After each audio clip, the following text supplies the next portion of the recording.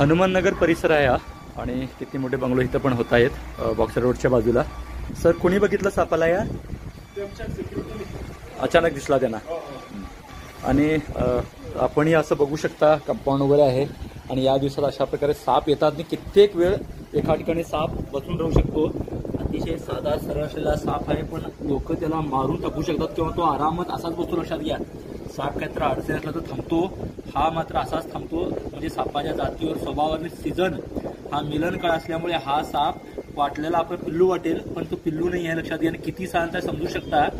असा तो काहीच करत नाहीये तर आपण का भीतो हे पण विचार करायला हवा। लक्षात घ्या, तर किती साधे साप असतात। मी तर परवाशी व्हिडिओ बनवला, प्रतिसाद दिला आपण, एवढा शांत आहे की आपण याला मारला तर पश्चाताप होईल पण नक्कीच तुम्ही मारणार नाही, मारता याच्यातून धोकाही मारता।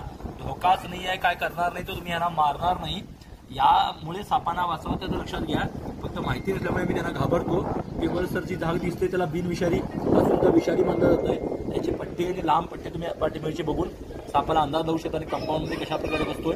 नानेटी जातीचा बिनविषारी बफर स्ट्रिप्ड किलबॅक म्हटलं जातं इंग्लिशमध्ये।